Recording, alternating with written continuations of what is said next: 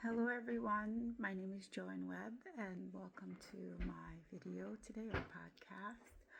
I'm going to talk about how we are leveraging English learner assets and building stronger home-school connections.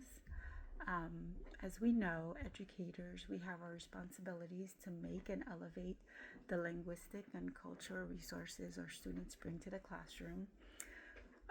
We'll talk about using an assets-based approach. This helps create an inclusive and equitable learning environment for all students. So let's get started. Culturally responsive teaching. So through research and personal experience myself, one of the main influences on learning and teaching is culture.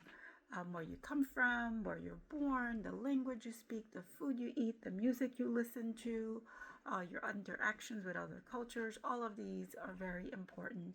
They help shape the views of the students, their behaviors, the way of responding with each other, the tone of voice. This all affects how they interact with the world around them. Being culturally competent is a major key in the instruction of English learners. So, educators, we have work to do. We need to know how to be respectful and how to integrate this children's diverse backgrounds into the curriculum. It's not enough to just teach, we need to make it meaningful. So, teachers have to take time to learn about a child's culture so that the connections that are made and what you learn about the child, like you can make a meaningful connection when you interact with them, when you teach different topics to them, so you could like think in the moment about what they need. So by including English learners' cultural values and beliefs into our curriculum, we're making it more relevant, more significant for them. For example, every culture has a New Year celebration or a Lunar New Year. So taking that into account, you could ask the children what are the ways that they've seen their New Year celebrated or their Lunar New Year celebrated. And then everybody could give, they could make a project about it. They could make a video about it. They could find ways to ask, even, do interviews with their elders and ask, how are these holidays celebrated? And come and share it with the classroom. The other thing that teachers can do is make sure that in your classroom you have pictures of the children, you have pictures reflecting their culture. If you don't have pictures, when you have events at your school where it's diverse and when you have permission, any kind of cultural event, take pictures and use those pictures to put around your classroom or around your school. You want to give representation. You want to let them know that while they're in this school, this is also their environment and they feel safe and they feel represented in that environment. In the classroom specifically, what helps with language acquisition is making sure that the children can see ways that they're represented, not just the pictures, but you could label, you could have bilingual books, you could play diverse music from these children's cultures. And when they do activities, you could have them talk about their culture to each other in small groups and then share it to the whole classroom. Just little things that you can do, but very intentional about directing them, in their activities, in their interaction, in their language, where they get to share parts of themselves with the classroom. Because your whole classroom won't be English learners, they'll be English speaking students. And it's good to just for everyone to get opportunities to learn from each other's culture. So some of the strategies to bolster cultural diversity in the classroom is so there's cultural appreciation days, cultural recognition days. Build that into the curriculum.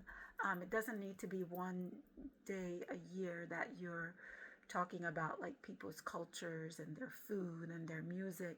But when you do poetry, when you do literature, when you do math, you could learn things like who was the first mathematician in India, like for example, and how does that incorporate into our culture, like things like that. Like you could direct students to explore their culture by, interviewing their parents or their elders or other family members and having them come and share about that in the classroom.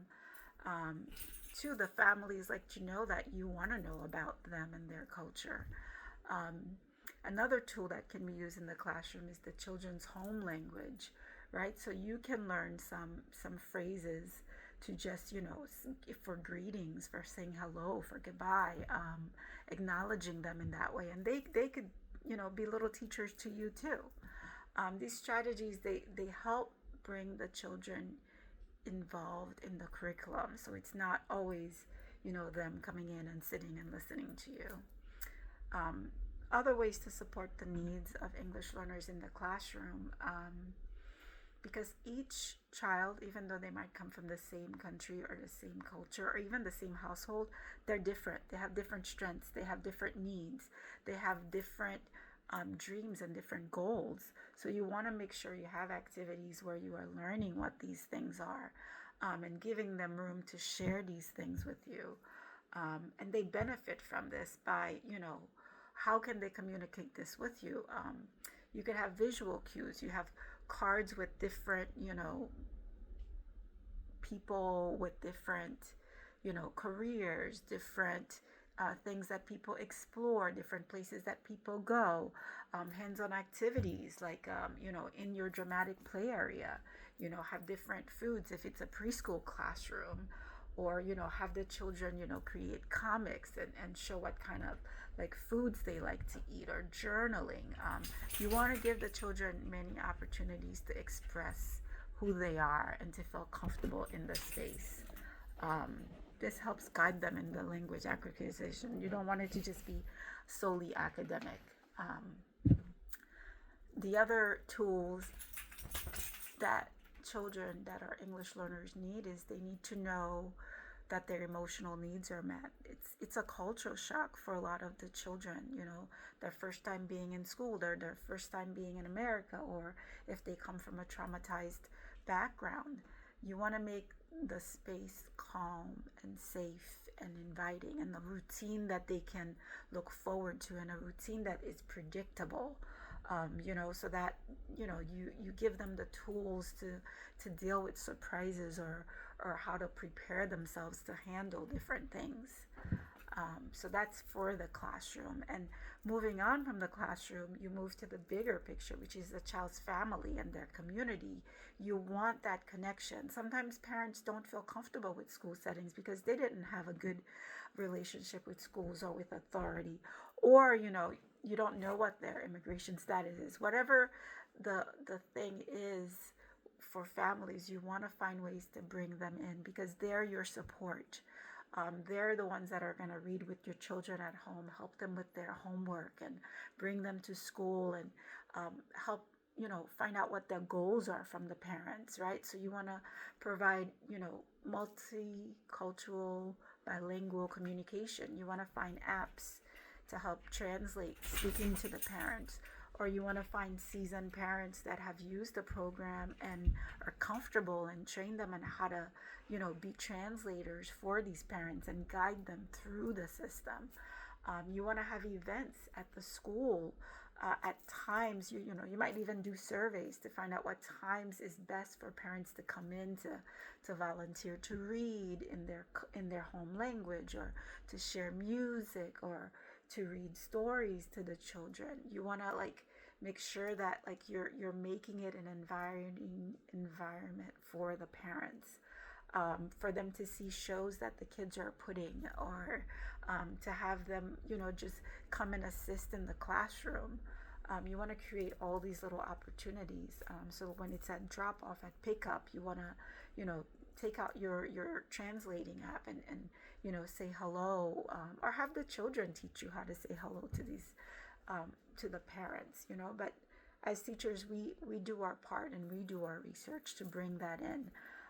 It's good also to connect parents to resources like the library, or if there's a community event, to either invite it to be something that can happen in the school, or have trips where the kids can go and see these events, and then write about them, journal about them, discuss them in the classroom.